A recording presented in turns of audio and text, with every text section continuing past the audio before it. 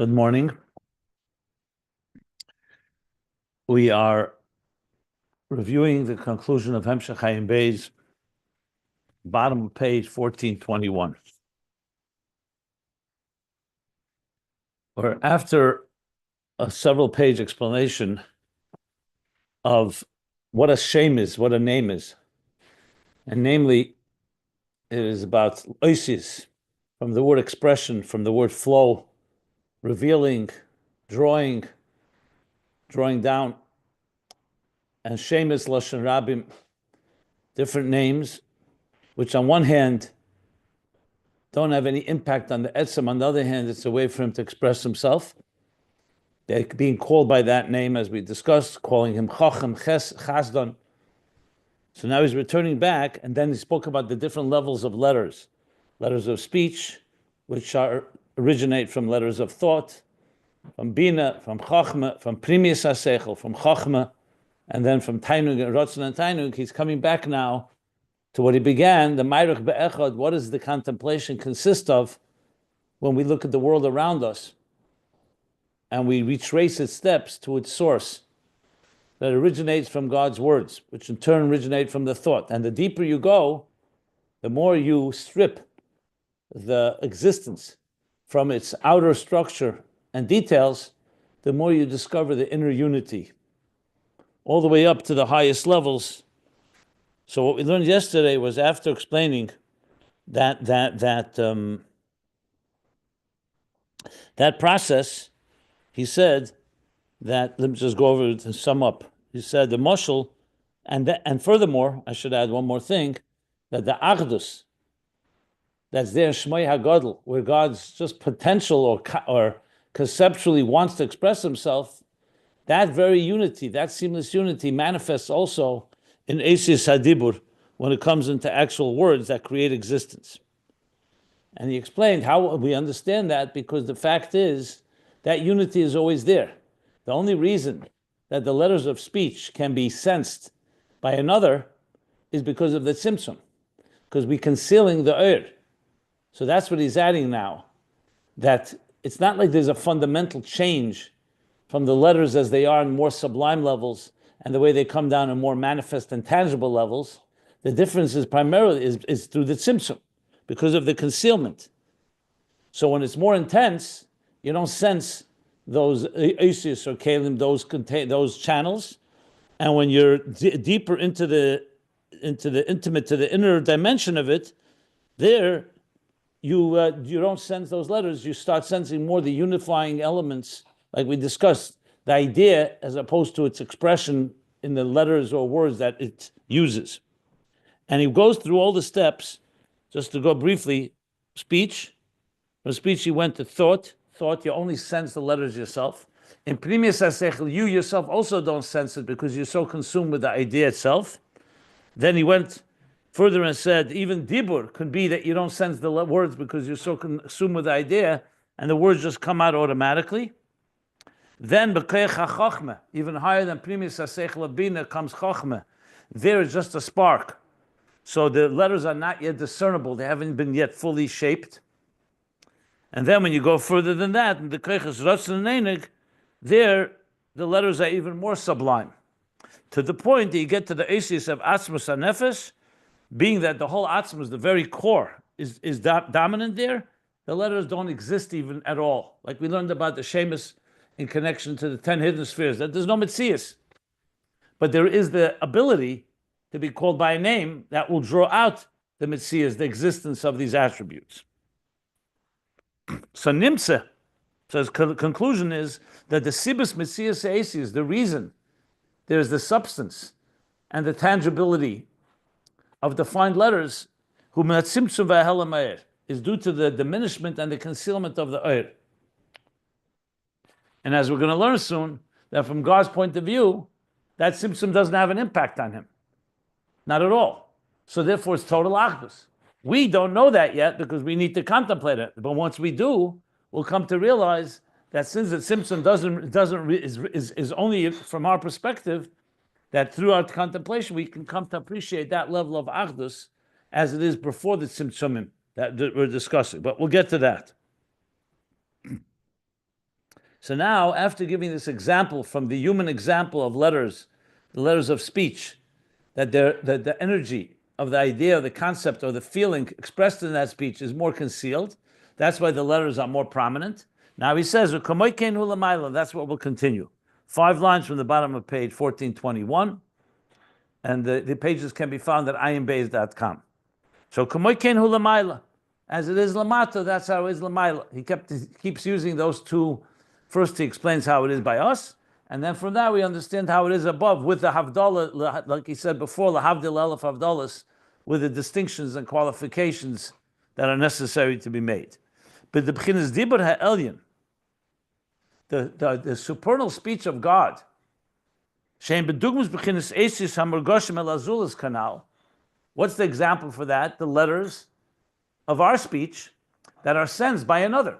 When I'm speaking now, you hear letters and words and the ideas being conveyed through a tangible expression. That's an example for God's speech.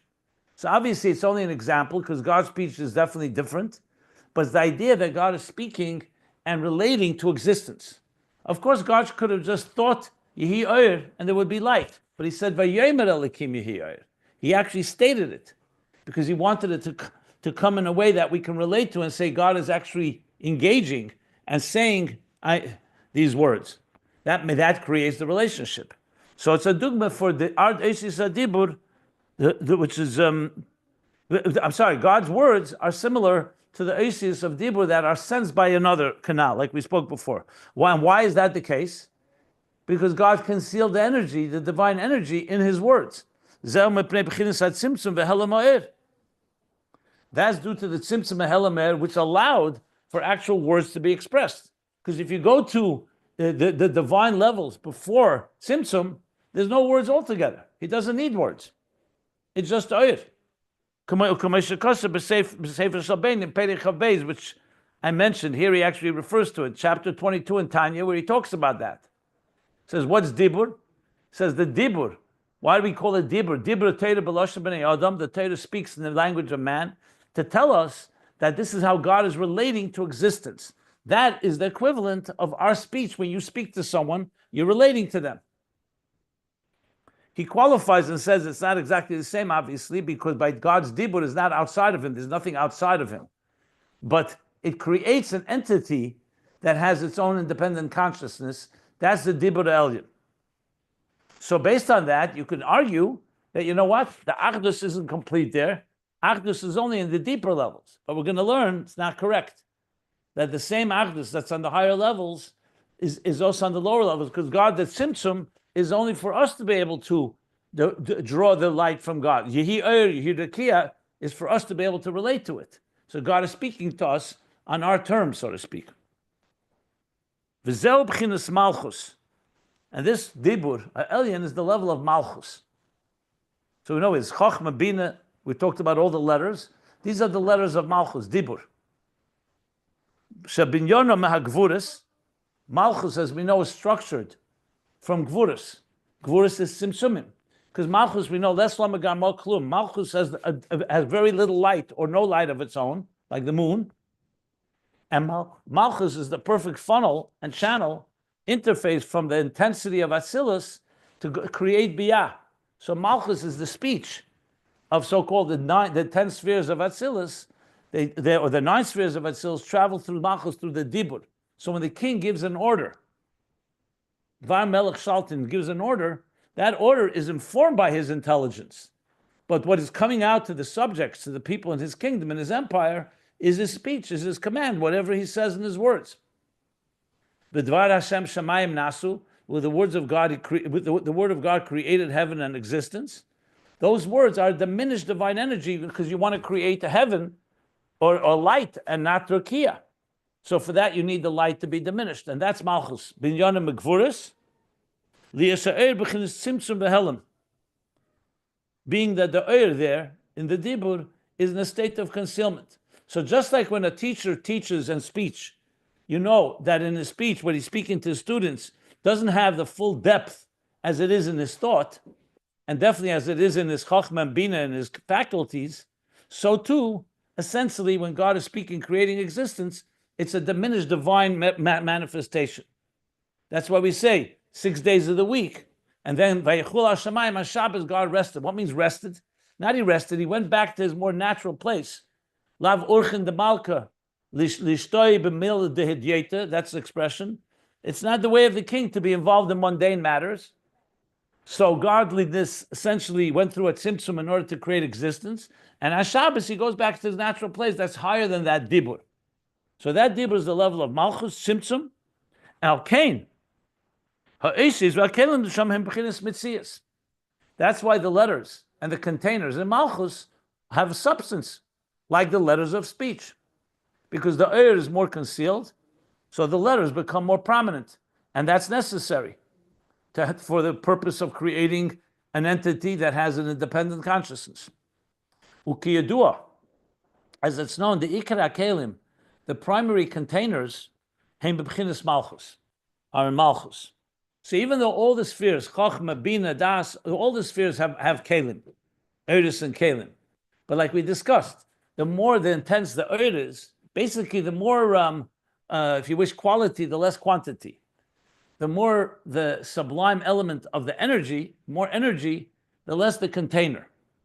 So it's there, but the primary place of Kelim is in Malchus, because Malchus is essentially carrying that energy to create existence. Biyah, Bri Yitzir Asiyah, after Atzilus. U'kameshin is bar li'il b'inyan ha'misper. This goes back to volume 1. We spoke about the number. Spheres, he spoke with 3 interpretations. Sphera comes from the word misper, a number. Sphera. It comes from the word sipur, telling a story. It's a deeper level in the spheres. And there's a third from the word even sapir, a sapphire stone, sapir, a transparent light. So explained there, because in spheres itself, there's spheres where the light is more dominant. There's spheres where the kelim are more dominant. And you see this all the time.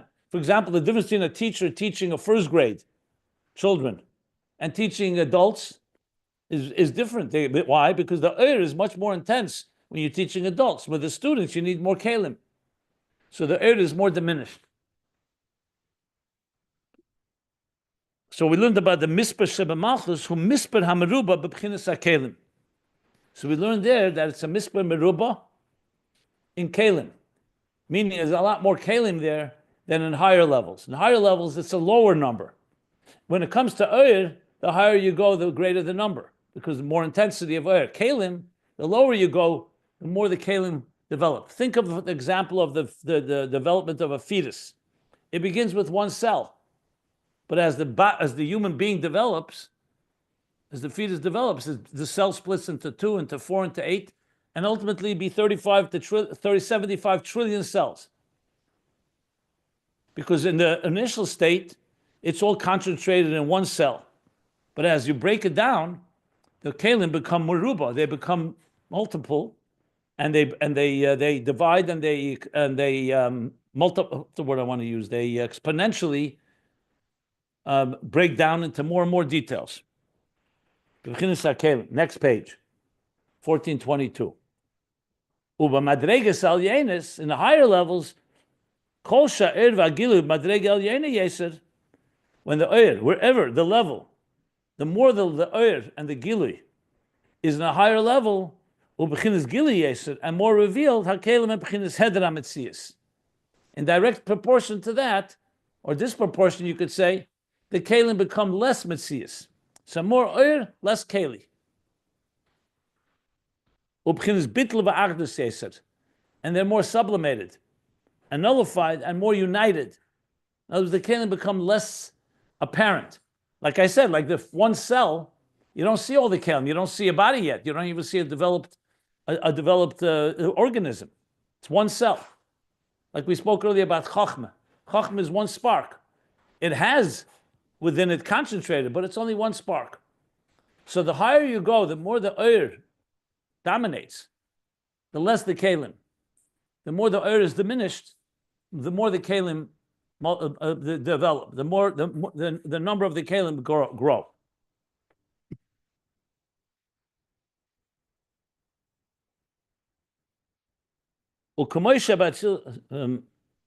Let me stop here if anybody wants to ask anything.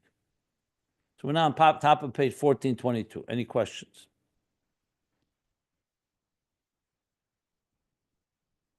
So he says like this now. U'kamoisha b'Atzilus b'chlal, like it is in Atzilus in general, hari iyu v'garmui echad. So the Zohar's expression is iyu v'garmui, God, iyu, you, God. V'garmui and your kelim are one. Shagama kelim hem miyuchadim. So it's not just iyu v'chayui. Chayui refers to the energy, the earth. So God is one with the Zohar, that's apparent. But the kelim, you could say, are somewhat of a so-called detached. Not from God's point of view, from the kelim's point of view. So it says, no, in Atzilus, the kelim are also one with him.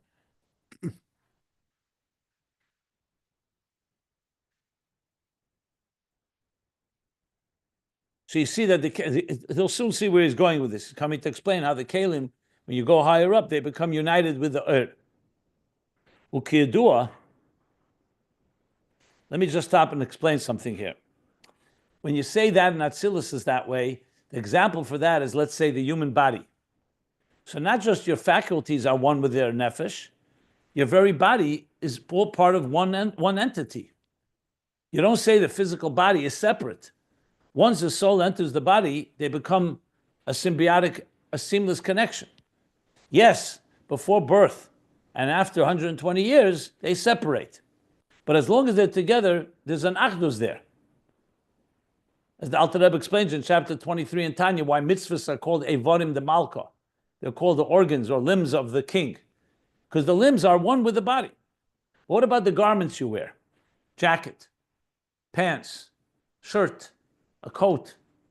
So there you can put it on, it fits you, but it's not connected to you. So that's usually an example for the world of Bria already. That the energy has now moved to a place that is more detached from the very body. Just an example. So you see, the more you want to bring down the energy, the more it has to be concealed. And as it gets concealed, you start already having entities that are not one, completely seamlessly united with energy. So in Atzilus, God is one with his oiris and also with his kelim. Like he continues. Generally, Atzilus, Klolos Atzilus, generally is called the world of unity. It's a unified world. And yet, you still make a distinction between Eris and Kelim. You don't say Iyu v'chayui v'garmuhi chad. It says Iyu v'chayui chad. You, God, are one with your energies, with the energy, with the oil. And then again, Iyu v'garmuhi chad, twice chad, which immediately tells you that it's not the same level. V'hainu, she'ena dema ha'yichud da'eris, da'eris v'yichud da'kelim. That tells you that the chad, even though both are united, but they're not similar, they're unity. So what do you see from this? That on one hand, it is united with the kelim. So think again about speech. When you're speaking, it's connected to you. You're expressing yourself, but it's already, your words are being heard by others. To the point you could record it even. And it could even be misunderstood by someone else. They can distort or they can misunderstand what you said. In Eisis HaMachshava, for example, there's also letters. But there, it's not expressed to another. It's all within yourself. So the Eisis are less prone to be separated from the idea. Obviously, a person can make a mistake in their thoughts as well. But that's not the point. The point is that the letters are not really being expressed outside of you. They're more connected to you. And when you go deeper in, the deeper you go, the more the oisis, the kelim, are connected. So in Bria, for example, you don't say Iyu v'gabuy echad. You don't say that God is one with the containers. There it's more like levushim, like garments. They're somewhat separate. There's still a garment for godliness, but it's not quite as united. In the human body, the limbs are far more united with the person than the garments. But the limbs are still not like the faculties of the nefesh. To say, for example, your physical eye is as connected to your soul as the power of vision. No, the power of vision is a soulful, is a soul faculty. The eye, at the end of the day, is a physical entity. However, the keli is completely aligned, and a healthy human being, all the kelim, all the limbs and the organs are completely aligned with the faculties that manifest through them. Whereas in the garment, it's not that way. I don't know if any of you, I remember the first time using a typewriter, I came to realize how difficult it was to express through a typewriter. Your hand, when you write, why is it difficult to write an idea down? You know the idea in your mind because you're now conveying it and you're separating it from yourself. When the idea is shining within you, it's much easier for you to understand it. But to express it in writing requires another step of exertion. And a typewriter, or later a computer, needs another step because now you're using a utensil, instrument that's outside of you altogether. Your fingers are still an extension. And once you learn to write, they flow. Person's mind, ideas flow through the fingers. But once you have to use an instrument outside of you, it becomes more difficult.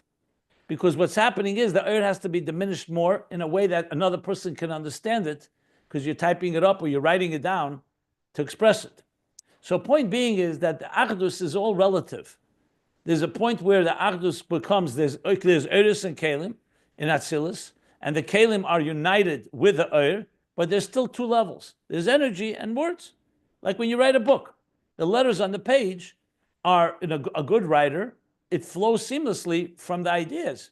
And the ideas and the words work together. That's why a good writer, you see, it's smooth. A bad writer or a bad speaker, their words are not always proportionate and don't flow easily with ideas. And that's where you can get confused or it's not expressed eloquently. Now, the deeper you go, the more it becomes united. So in Atzilus, he says, like in Malchus of Atzilus, it's still Kalim. It's already many Kalim, but it's still Atzilus, so it's still united. What's a higher level than that? So he continues, he says, Aval b'bchinas ha-keser. In Atzilus, there's Eris and Kalim, and the Kalim are Chad, Iyu v'garmui Chad, but it's not the same Chad as the Eir. B'bchinas ha-keser, lo yesh chiluk ben chayui legarmui. Here, the Eir and the Keli, there's no difference between Eir and Keli. They become so seamlessly one, you can't even call them two levels of Chad, of unity. Shegam ha-Kelim yuchodim k'moya Eir. Because also the Kelim are united like the Eir. They're literally just flowing with the divine energy of the Keli. Because there in Keser, the Kelim have not developed as a Mahuz b'fnei Atzmi. So to go back to the example of the fetus, the one cell upon conception has not yet broken down into a Kelim. There's only one cell. So there, the Kelim that will potentially come are all part and united in that one cell, just as an example. Whereas once it develops, it's still part of the Achdus and Atzilus, but there's already a structure. In Keser, he says the Chayui v'Garmui are like one. It's not b'hus b'fnei atzmei. K'mo esi sachkike. This perfect example, like the engraved letters that are engraved from the very substance of the stone. So it's one with the stone. Written letters, the ink on parchment, yes, they get united once they're written, but it's two different substances. Ink is one type of matter. The parchment is another. Now you write it down, and it's also not permanent. You could erase it. It could rub away. It could ultimately break, and that's why you see in a Sefer Torah, you have to mimagia, edit it. The letters can crack and so on, because the ink and the parchment are not like engraved letters. In Keser, it's like engraved letters. They're letters, but they're all one, literally with a very stone. Eisi Saksiva is more the example for the Eses Sfiris and Atzilus. So they're united because the words are on the parchment. You can't say they're separate, but ultimately it's still different. The Keli, the ink, and the parchment are still two entities. And as such, you say, Iyu v'chayu yichad, Iyu v'garmu yichad.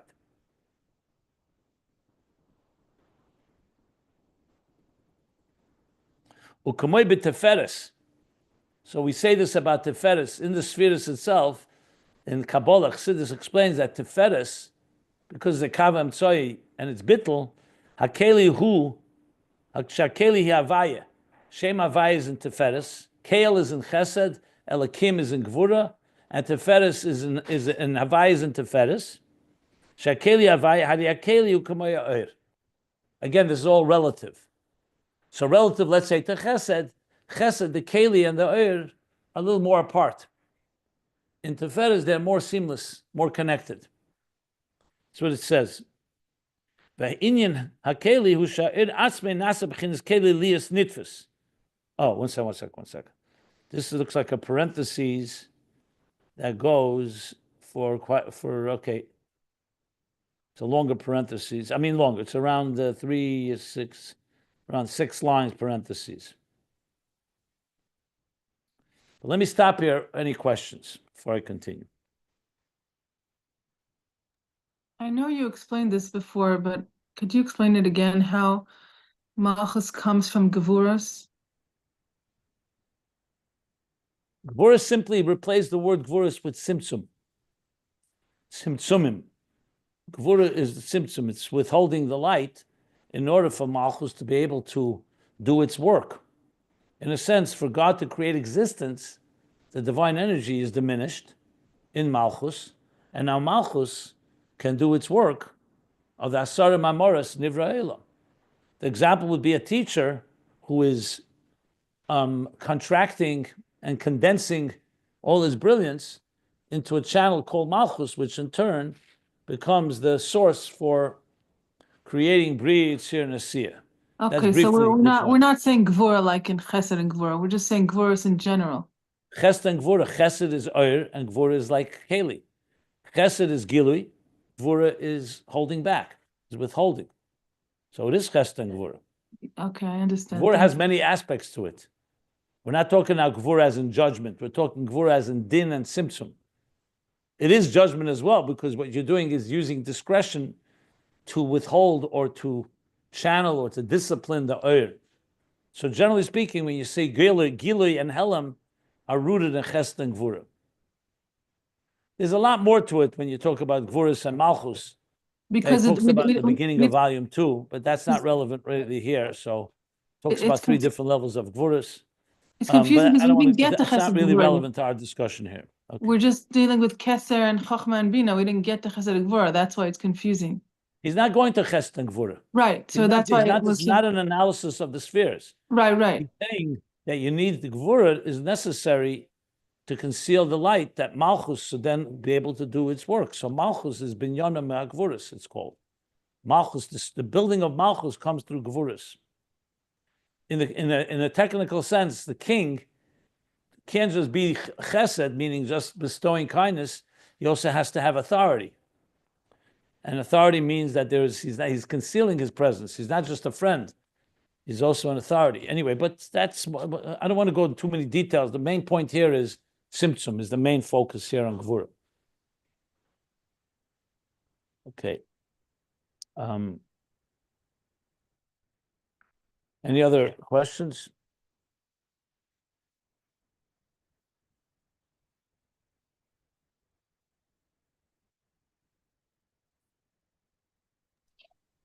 I just wonder, when you're going back earlier and talking about the articulation of the words, that is in order for Hashem to establish a relationship with a way that we can relate to him.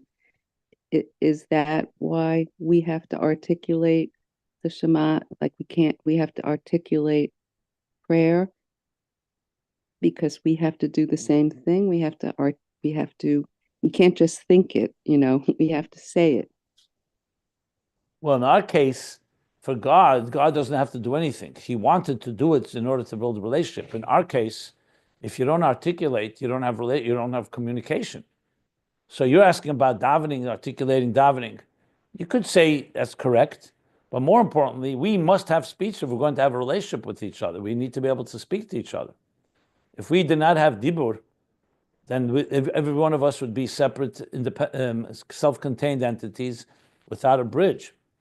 The articulation in davening, halacha says, yes, you have to articulate the words. Others don't have to hear it, but you have to hear it. So you could say one of the reasons is to make it more tangible, the Achdus and Shema, and the same thing with the general prayer, to make more tangible the ideas. And Tefillah in general is connecting us to God. And that connection should come down in expression, not just in thought. You could say that, yeah. Thank you. Yeah.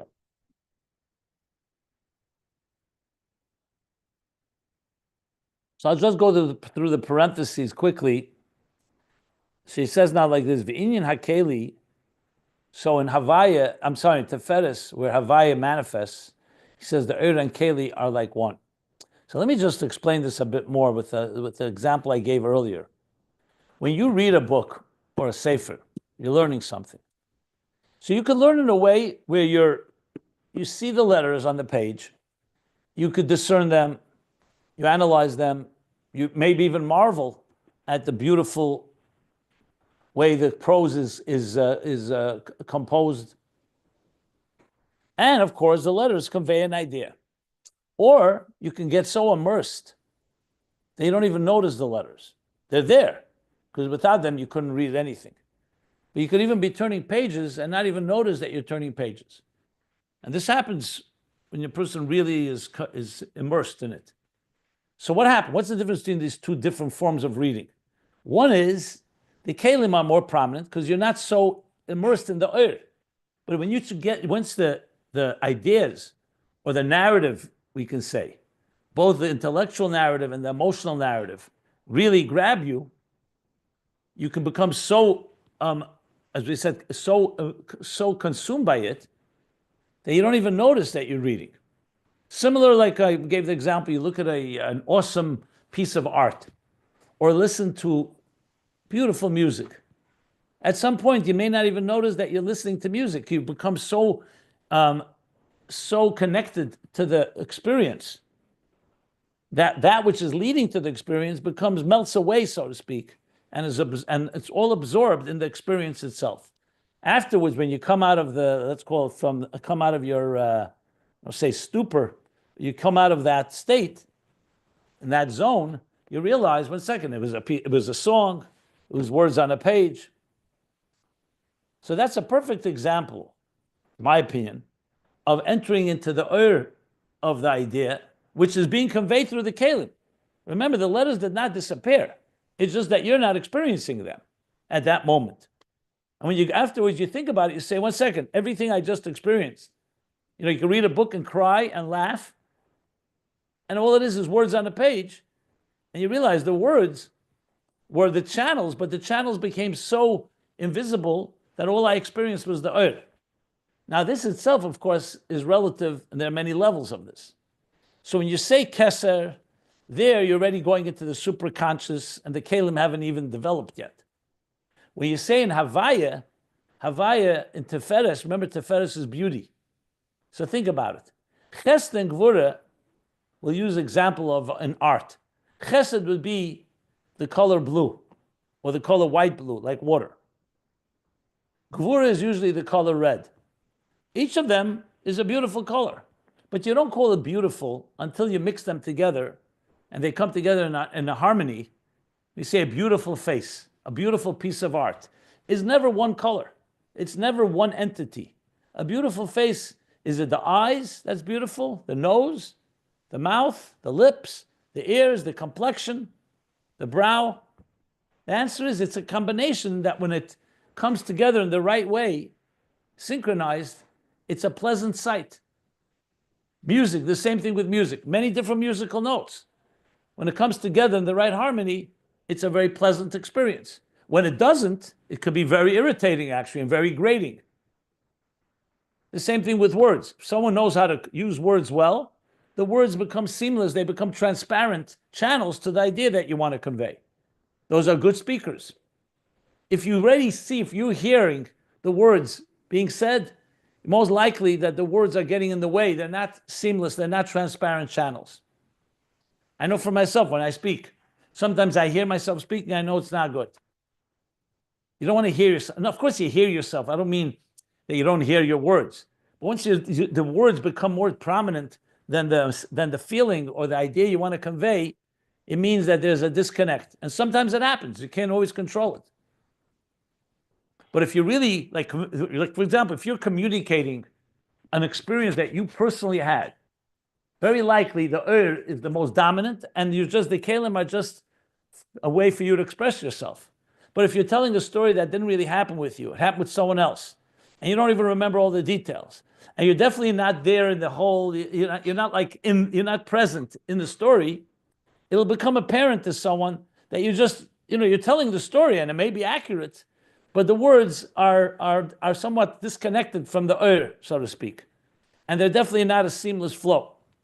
Whereas if someone, you ever hear a storyteller that's so mesmerizing, you don't even notice the words because it just captures you and you feel uplifted, or you'd be transported to another time and place.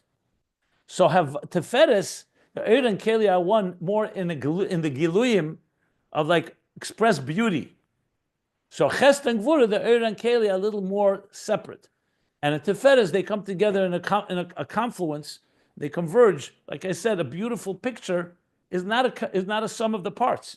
The whole piece of art or the whole narrative that you're reading just flows like one seamless flow. In Keser, you don't really even have Kalim yet, because Keser, remember, is super conscious. It's not a conscious thing. So I'm just explaining levels of the Achdus between Eiris and Kalim. And there are many more. I'm just giving some physical examples to make it easier for us to relate to. So in the parentheses, he's going to talk about a bit more what this Eir and Keli, as they come to be one. So he says, V'in ha-Keli. So what's the Keli when we say Teferes? The Keli is like the Eir. So he says, Sha'ir atzme nasa b'chinas Keli lias nitfus. It's not like two separate entities. Like, for example, you have a bottle of wine, you pour it into a cup. So two separate entities have come together. Yes, the cup is aligned and is a fitting cup to be able to hold the wine, whereas a cup with holes, or certain cups are not fitting to hold the wine, but there's still two entities. The Eir has not become the Keli. The Eir is being contained by the Keli. Or like when you convey an idea and you're using words. Those words could be used for other ideas as well. The words themselves are not an expression of the Eir. They now are becoming aligned. The good speaker or the writer is using those words to express the Eir. But here he's saying, when you say that the Eir itself is becoming the Keli, that it should be defined, should be graspable. So in other words, the Eir itself, let's say, going back to the example, someone's telling a mesmerizing story. Before they told the story, it's all within them. No one knows the story. They have to express it. So suddenly the energy of the story manifests in words for us to be able to experience it. Lias nitfus. Similar to what we learned earlier, we talked about Shem Ma. So we know there's the four Shemas, Ma, Ban, Sag, and Ab. These are four different permutations of Yud Ke Vav Ke, depending how you write out the words. Yud, Hey, Hey Aleph, Hey Hey, Hey Yud. So they add up to 45, or they add up to 52, or 63, or 72. Not going to go into detail, but Shem Ma, which also means Ma Bittel, Gematria Adam, Koyach Ma, like Chachma, Koyach Ma. Ma refers to, so we learned earlier about Shem Ma, Kishinimshech Madrega Madrega. That's Shem Ma because it's a name of Bittel, Ma. Therefore, even as it goes down from level to level, it retains that Bittel. It's like we talk about emes, truth. Even if you bring it down into a very diminished form, it still retains its true integrity. If it loses its integrity, it means it was probably not true in the first place. So there are things that, even if they've come down a level, they still retain the original. So he's saying the Eir has manifested itself in the Keli. That's why I gave the example before. The words are perfect words. You know, when you see a real wordsmith, you say, it's like not just he gave over or she gave over a good idea, they used the exact right words. You know, you ever have an experience to say, wow, the exact words that we used were the perfect words, because the words were really like perfect kelim for the Eir to travel through. So in a sense, the Eir has manifested in a keli. And he's giving now a dugma lezeh l'mayla in the neshamis.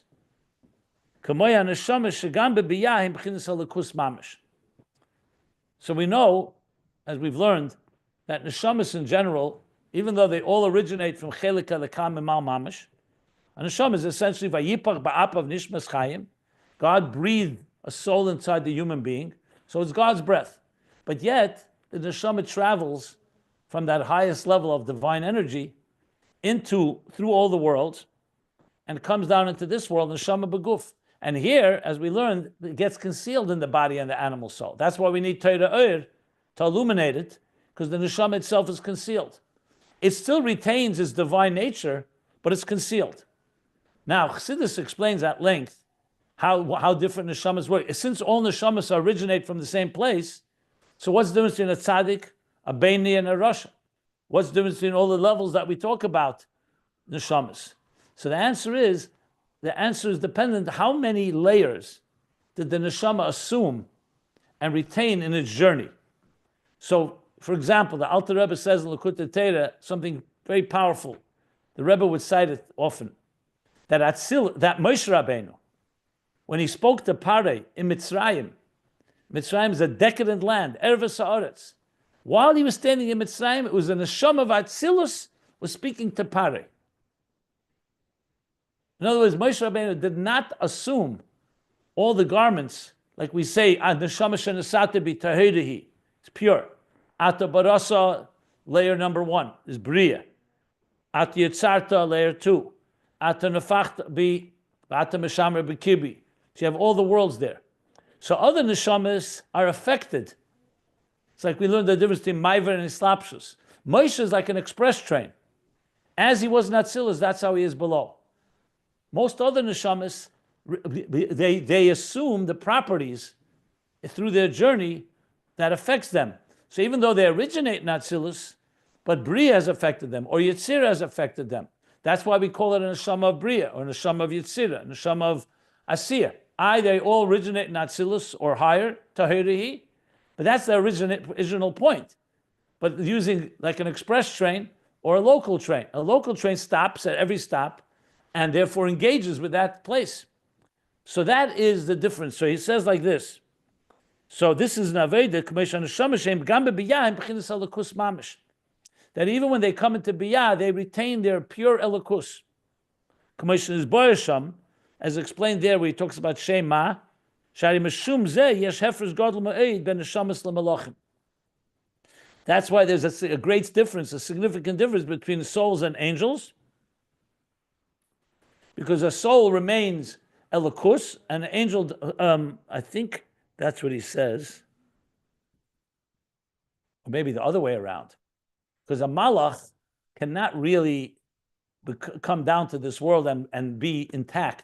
And a neshama can. I have to look how he explained the Neshamas HaMalachim. So let's hold back before I interpret that. But that's what he says. He says this. V'gam al derech pnimius Abba pnimius Atik. Gives another example. We say the pnimius of Chochmah is the same as pnimius Atik, but Chochmah is not Atik, because there's a dimension that does not get diminished. The ima yeshu zeh pnimius Atik mamish. Even though it's originated Primis Atik, which we know is the highest level, completely beyond. When it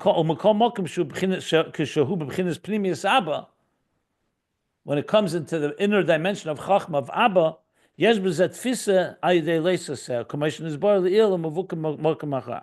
nevertheless, we still can have some type of grasp in Chachma through Leisaseh.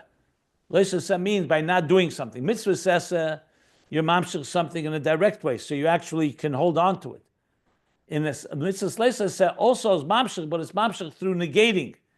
So it's not quite the same type of eir b'keli, but it's still the eir is there. It's just the eir that's higher than the keli, and it comes down into chachma. This requires more explanation, to be honest. I'm not going to go into it because I don't think it's so relevant to the bigger picture. But you could go back to when I explained this, when we learned it the first time. So all these classes, we learned all these pages in Ayin Beis a few years ago when we learned it the first time. So as I said, I'll just focus on mostly the things that are relevant because I don't want to digress and get off on any tangents. The key point to remember here is that he's trying to explain that Eir and Keli become more seamless as you go higher. Teferes and Keser even more so. So then he says, V'kolshkein, after the parentheses, if in Teferes the Eir and Keli are like one, for sure, Shekenu b'chinas HaKeser, Shakeli u'kamaya Eir, that the container is like the Eir.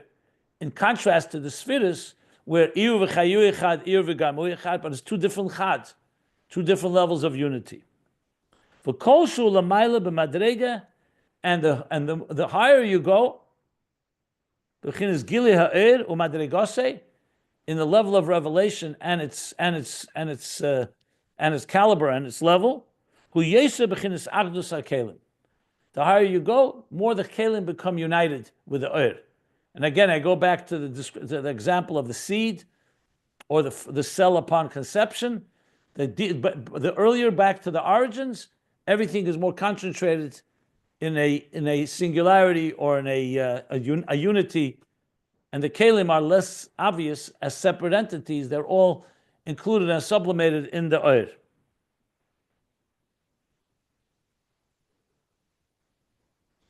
Okay, let me stop here for any further questions. So you won't explain the parentheses so much, but the malachim and the difference between the shamas of that you will get back to us over. Yeah, because the truth is that is Negeya. We're going to learn about it later more in detail, about the souls and the angels. That I will. Yeah, I'll look that up. But remember, all the recordings of all these classes exist, so it's not like if you really want to go into it's you can't recordings and live. For me, anyway, that's just for me. Okay, but listen, that's part of learning. You just, I actually try. Okay, anyway, it's a different discussion. Okay, thank you. Yeah, the Shema. I know where the Shema was. I'm just trying to remember. Okay, are there any questions?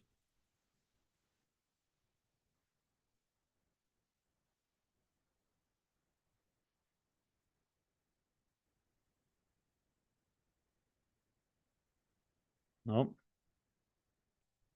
Okay. I was just wondering whether I should go to the next section because it's a whole. Going to talk about before the Tzimtzum now.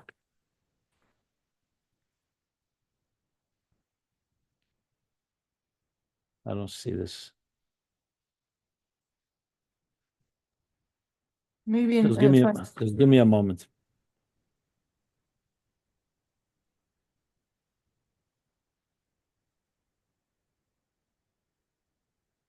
Okay.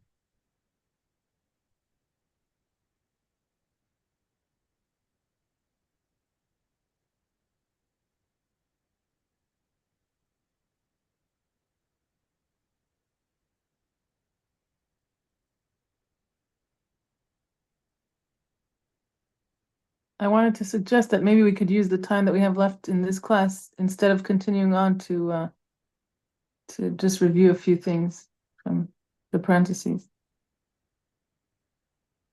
What do you want to review? The Abba Tfis, the whole Atik Abba. Oh no, I'm not going to go into that. That I rely on what I taught last time. It's a whole discussion. There's intentionally not going there because it's going to take us into a whole new topic, which I don't want to go into right now. You know, the reason we're reviewing Ayin Beis here is because of the bigger context. So I'm trying to focus on that.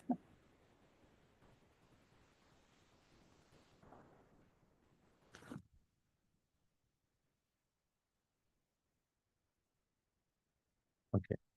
I'm not finding what I'm looking for. I'll have to look later.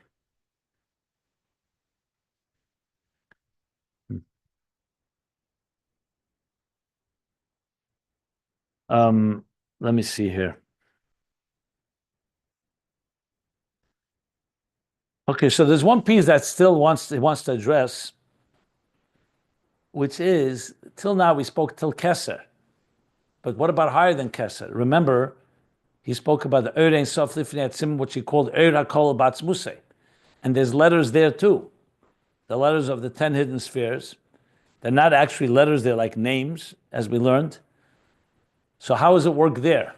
So let me just briefly, because I'm going to stop here, but I just want to just give the flow. He's going to say, in Yadua, it's known the Gam B'chinas Ein Sof Shel Lifnei Tzimtzum, that also in the infinite divine light before the Tzimtzum, Yesh Dugmas B'chinas Chayui V'Garmui.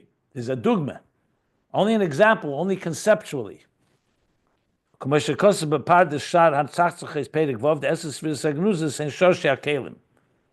That the 10 hidden spheres are the roots of the containers. The root, no actual containers there. But he wants to point out that as we climb in the Ma'arich Be'echad, in our contemplation, where letters are becoming less tangible and the Oir becomes more dominant, the Kelim become absorbed in the Oir, that even before the Tzimtzum, subtly, you also have an element of something that would be called, because the 10 hidden spheres, even though there's no actual spheres, but they are names. We said it's names, and and God has already allowed himself to have a name, Hayahu Shmei Bolvad, a name which means an expression. So it's not actual expression, it's not actual attributes or faculties, but relative to the Ein Sof Pashat, remember the water, like we learned in volume 2, Ein Sof Pashat doesn't have any names, doesn't have any definitions at all. So relative to a state of no definition, the definition is also similar, Oir and Keli, only similar. But it's of course on a much more sublime level. And just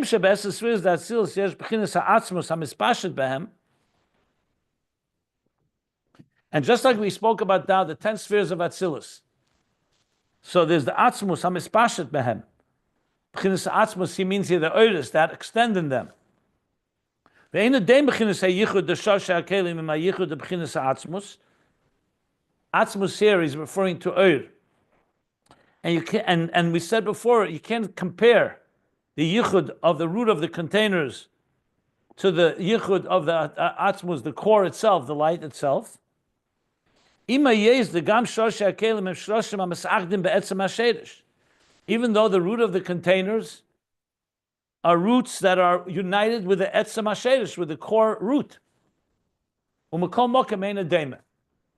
But still, you can't compare.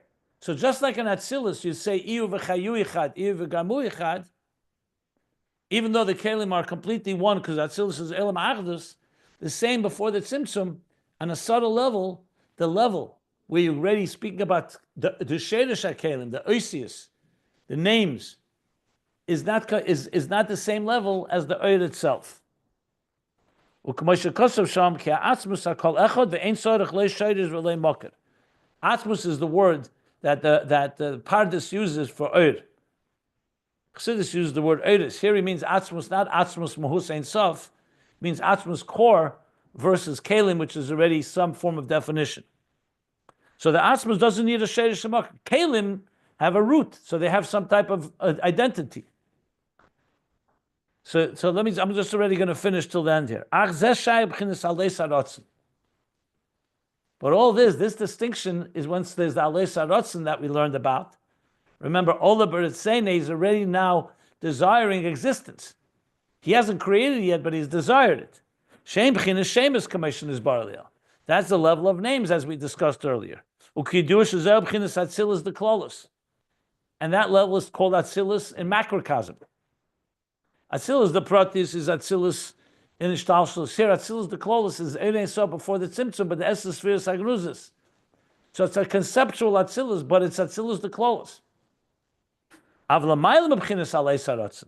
But when you go to a state before it rose in his desire, B'chinas Shem Echad, where there's only one name, just the very concept of expression. There you can't even talk about the root of containers or the root of energies, because it's not yet even manifest in that level. It's just the concept of expression. Like he says, Shem Echad, it's all one name, one unified, seamless name. U'makom mokim, nevertheless, that still is a name. It's still an extent. It's still an amshach. It's already some form of transmission from Atzmus, because Atzmus is not even relates to expression to Shem Yechad even. Then we spoke about the ultimate level. The Shmoyas is called Batzmusei. What he called Yechelis, what he called earlier Shemo HaAtzmi. Shmoy called Batzmusei, who b'chinas tachlis ha'achdus, by Iskalus Batzmusei is Baruch, who commission is Baruch. That's the utter unity and Iskalus, because there you're not even talking about expression altogether.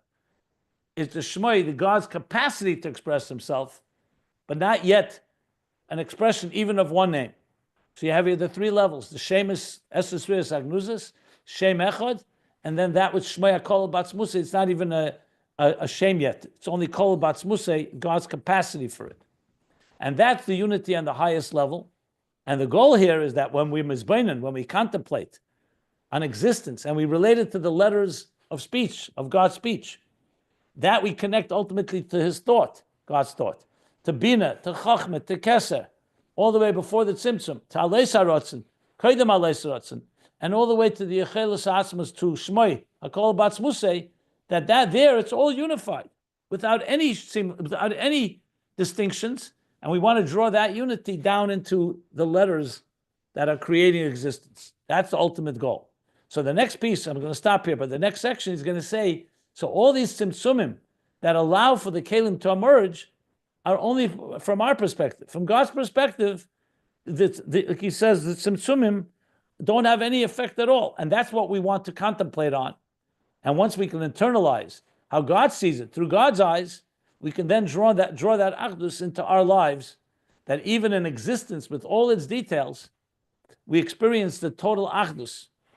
And that's the ultimate goal and the ultimate interface that Shema is coming to achieve, as we're going to continue learning in the next section.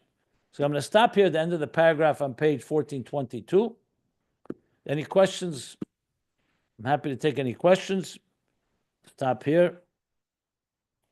Now, this will be the last class until next Tuesday, because I'll be traveling, so there won't be tomorrow, Thursday, Friday, Sunday, Monday. Yeah, I'm returning Monday night. So next class will be next Tuesday.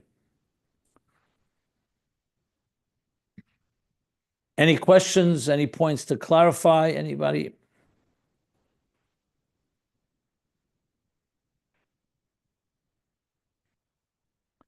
Okay. How is this different than what we learned earlier about everything disappearing into Atzmos? What we learned today, how is it different? The Shoresh? May not be different. It's a continuation of that discussion. He's continuing. You mean you're talking about the last few pages? Yeah. This is the long discussion on this topic. I don't know if the word different, I would use the word different. I would just say further elaboration and expansion on it, adding a bunch of details in what the contemplation consists of. But it's built upon what we learned earlier. Remember, when I explained what we learned earlier, I know what it says here. So I already used some of these ideas earlier. But if you read it now, the whole flow, the Rebbe Rashab is building a whole case. And he builds it piece by piece. It starts on page 1417, where it starts with the Oisius and all the examples he gave, levels, and then how it is Lamaila. And then he brought it back to the different levels, Shemes, and then back to Amayr Be'echad. So he's basically explaining, to me, the more he says, the better, frankly. Now, some things repeated, some things may be repeated, but it's always with another emphasis, and it's just an elaboration on the topic. Like here he's saying Shorshe Kelim, before he didn't use that Shorshe. Okay, so as he goes, he adds new details into the picture. It's true. There are things he didn't say before, but that's not uncommon. That's as you develop an idea, you can bring in more details or more sources. Thank you. But the general picture is the same, which is basically that when we contemplate on Echad, we're connecting ourselves to all these higher levels, and each level has its own particular level of Achdus. So the Rebbe Rashab is giving us as many details as he wants to give us in understanding that level.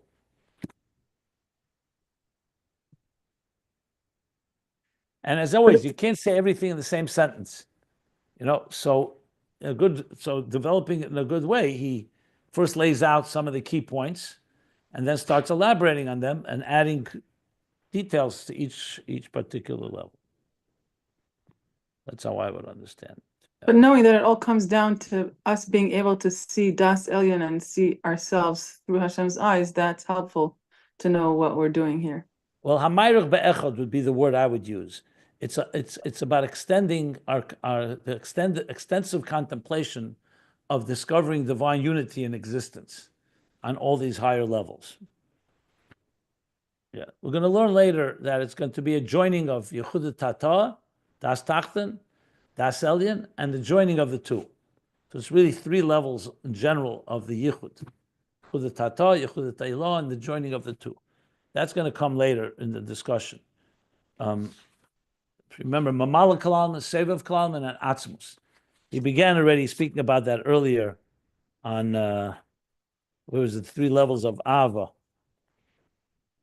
on page 1411. I'll explain it as we go further. He's going to come back to it on the next page on 1424. Okay, so we'll stop here, end of the paragraph, middle of page 1422.